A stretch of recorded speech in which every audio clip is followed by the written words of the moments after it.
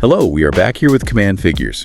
Today we are opening the file on a man who is, well, he's basically the ultimate historical boogeyman. His name alone is usually enough to signal that things are about to go very, very wrong. We were talking about Ivan IV. Or, as he's known on pretty much every history test in the Western world, Ivan the Terrible. Right, the Terrible. And I want to start right there because words really matter. When I hear Ivan the Terrible, I'm thinking, a villain. I'm thinking horrible, bad, evil, like a cartoon bad guy. But I heard that's not quite fair to the translation, is it? It's not fair at all. It's actually a pretty significant misunderstanding. The Russian word is grozny. Grozny. And while it can mean terrible in the sense of, something that inspires fear, it doesn't mean bad. It's much, much closer to the biblical idea of awe. Awe. Yeah, think Ivan the awe-inspiring, or maybe Ivan the formidable. It's like a thunderstorm. It's dangerous, sure, but it's also magnificent and powerful. It commands respect. So if we called him Ivan the Awesome, we'd technically be closer to the truth. Technically, yes, though Ivan the Awesome sounds a bit like a skateboarder from the 90s. Right. But the point is, the name implies power and divine authority, not just cruelty. And that distinction is vital because if you only see the monster, you miss the tragedy. We are looking at a lot of sources today, right? We are. Everything from contemporary chronicles to modern forensic science from the year 2000, and they all paint a picture of a man who was a massive reformer before he became a tyrant. And that's the roadmap for this deep dive. We want to see how this guy went from modernizing Russia to creating a literal hell on earth. And to do that, we have to start chronologically. We have to go back to the cradle. August 25, 1530. The day he's born. And the sources are so dramatic about this. They mention a thunderstorm so violent, it felt like the sky was tearing apart right over the Kremlin. It really sets the tone, doesn't it? But there's this one specific story that I think frames his entire life perfectly. It involves the Khan of Kazan, Russia's big enemy to the east at the time. When the Khan's wife heard Ivan was born, she reportedly delivered a prophecy. Yeah. She said, "A Tsar is born among you. 2 teeth has he. With one he will devour us, but with the other he will devour you." 2 teeth. One for the enemies, one for his own people. That is heavy. It's the central metaphor of his life, and that devouring started early, but not in the way you think. Ivan didn't start by eating, he started by being eaten. His father, Vasily III, dies when Ivan is 3. 3.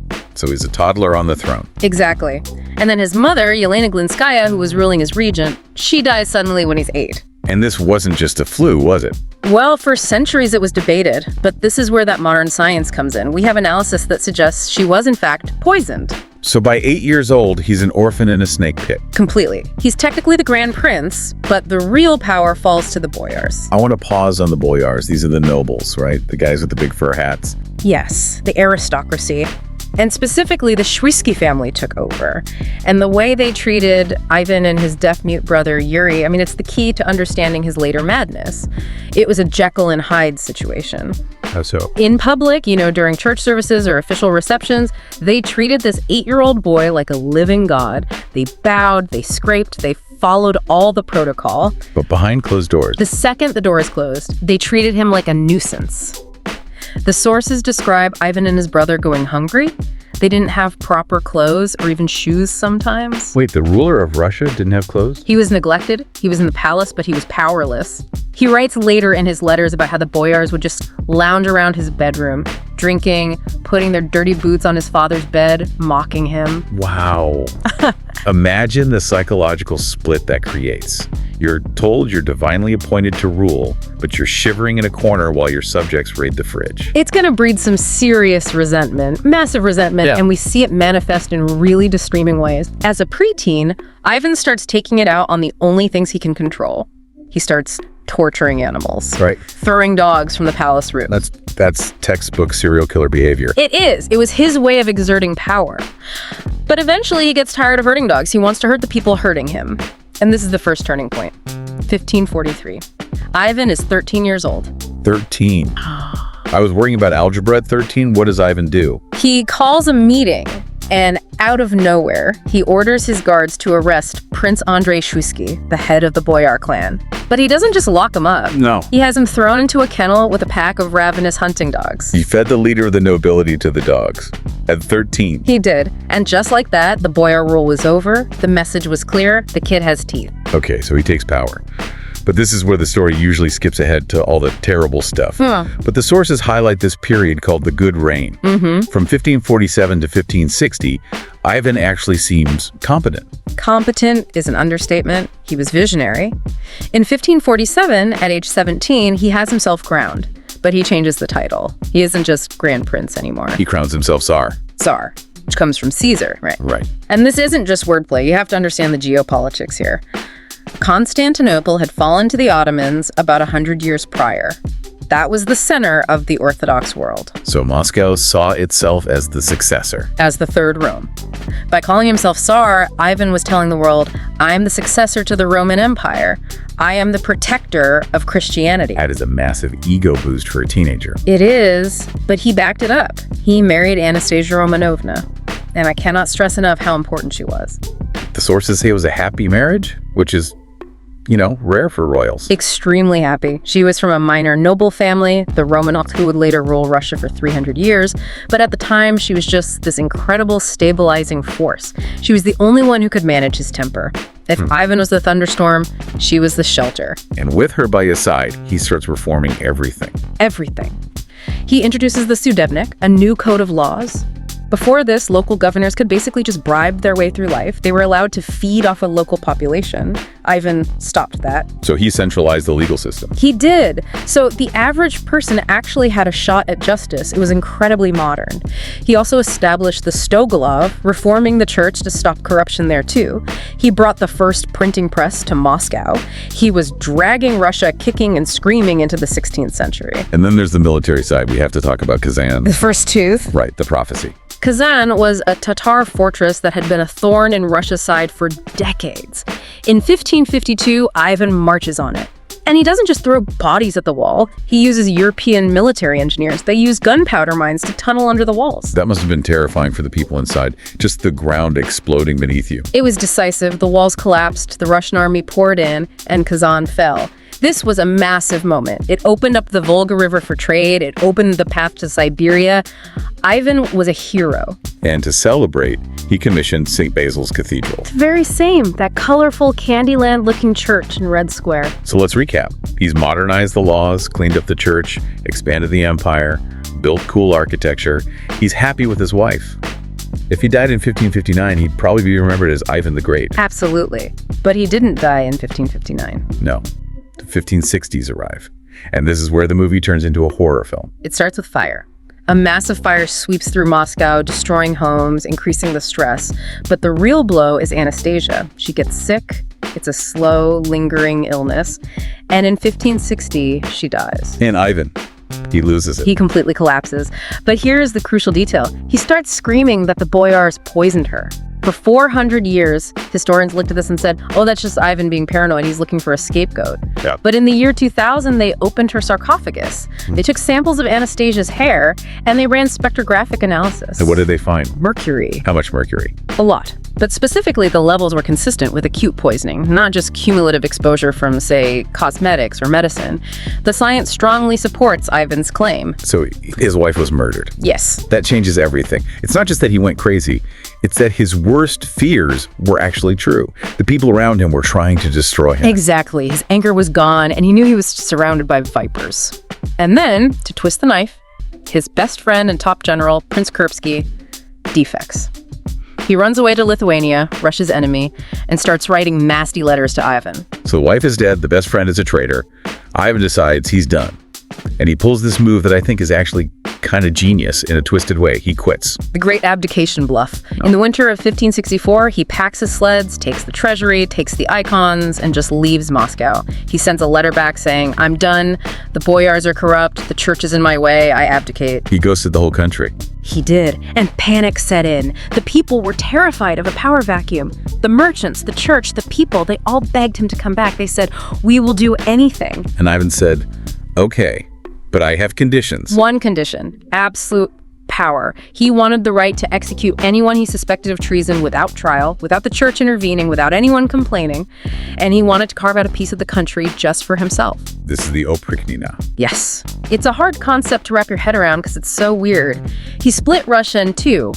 One half, the Zemchynaya, was left to the boyars to run like normal, but the other half, the Oprichnina, that was Ivan's personal estate. He owned the land, the people, everything. And to police this personal estate, he creates the Oprichniki. And these guys, describe them for us, because this is where it gets nightmarish. Imagine 6,000 men, dressed entirely in black robes like monks riding black horses. They were a cult of personality dedicated to Ivan. But the visuals get worse. Worse. Attached to their saddles, they carried two symbols, a severed dog's head and a broom. A literal dog's head. That's rotting. Yes. The symbolism was blunt. The dog's head meant they would sniff out and bite the Tsar's enemies. The broom meant they would sweep the treason away. It's theatrical terrorism. Perfectly put. And they had immunity. They could ride into the Zemshchina, the boyar lands, burn a house, kill a noble, steal the cattle, and there was no legal recourse. It was state-sponsored looting. And this leads to the second part of that prophecy, the second tooth. Devouring his own people. And the climax of this terror has to be Novgorod. Right. Novgorod was a wealthy trading city. Ivan got it into his head, probably falsely, that they were planning to defect to Lithuania. So, in 1570, he takes the Oprichniki on a road trip. It wasn't a battle, though. It was a massacre. It was a systematic purge. They arrived, they sealed the city, and for weeks, they tortured and killed men, women, children. They threw them into the freezing river. If they surfaced, soldiers in boats would push them back under. They burned the fields to ensure famine. He broke the back of his own commercial hub. It makes no sense strategically. He's destroying his own tax base. But that's the paranoia. Exactly. He would rather rule a graveyard than a city that might betray him. But here's the irony. The Oprichnina failed. Because terror squads are great at killing unarmed civilians, but they are terrible at fighting real soldiers. In 1571, the Crimean Tatars raided Moscow. The Oprichnikis were useless. They couldn't stop the Tatars from burning Moscow to the ground. Ivan realized his experiment had failed. He dissolved the Oprichnina in 1572. But the damage was done. The economy was wrecked, the population decimated. But somehow the personal tragedy wasn't over. We have to talk about the end, 1581. This is the moment that seals his legacy. Ivan had a son, Ivan Ivanovich. He is the heir. He was strong, capable, basically the only hope for the dynasty. And the sources say Ivan the Tsar stormed into his daughter-in-law's room one day. Right. The heir's wife was pregnant. Ivan decided she was dressed immodestly. Maybe she wasn't wearing enough layers of robes. He starts screaming at her. He starts beating her. And she miscarries. Yes. So the son, the Tsarevich, runs in. He hears the screaming. He confronts his father. You can imagine the scene. The son screaming, "You sent my first wife to a convent, now you kill my unborn child." And Ivan is holding a staff. A heavy staff with a pointed iron tip. And in a flash of that famous rage, the same rage that Anastasia used to soothe, he lashes out. He strikes his son on the temple. It wasn't premeditated, it was a reflex. A reflex with fatal consequences. The son collapses. Ivan immediately snaps out of it. The sources describe him throwing himself on the body, trying to stop the bleeding, screaming, "I've killed my son! I've killed my son!" But he couldn't save him. No. The Tsarevich died a few days later, and with him died the future of Russia. Because the other son, Fyodor was intellectually disabled. He wasn't capable of ruling. By killing Ivan Ivanovich, the Tsar guaranteed that his dynasty would end. to his whole life's work. He spent his whole life trying to centralize power to build this third Rome, and in 1 second of anger, he destroyed the only person who could carry it on. The last few years of his life, from 1581 to 1584, sound just pathetic. He was a broken man. He was in constant physical pain. And we need to bring the mercury back into this. Ivan was treating his ailments, possibly syphilis, possibly joint pain, with mercury ointments and vapors. He was boiling it in his room. So he's grieving, he's paranoid, and he's chemically poisoning his own brain. Exactly. The mercury would have exacerbated the mood swings and the paranoia. It's a vicious cycle. And how does the thunderstorm finally end? Very quietly. March 18th, 1584. He had been reviewing his jewels, and then he sat down to play a game of chess with Boris Godunov. He set up the pieces, but he couldn't place the king. He collapsed and died. Just like that. Checkmate. The game was over.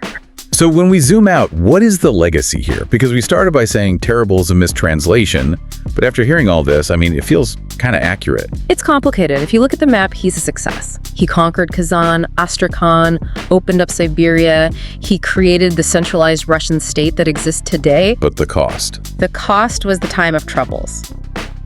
Because he killed his heir and destroyed the boyar leadership. As soon as he died, Russia collapsed into civil war, famine, and foreign invasion for decades. He built the house, locked the doors, and then set it on fire from the inside. That's the perfect analogy. He was the two teeth. He devoured his enemies, but he couldn't stop devouring his own family and his own future. It's a lesson in what happens when absolute power meets absolute trauma. A reformer, a tyrant, and ultimately a father who destroyed everything he loved. A tragic figure in the truest, most terrible sense of the word. Thank you for listening. Do not forget to click like and subscribe, and write your opinion in the comment section.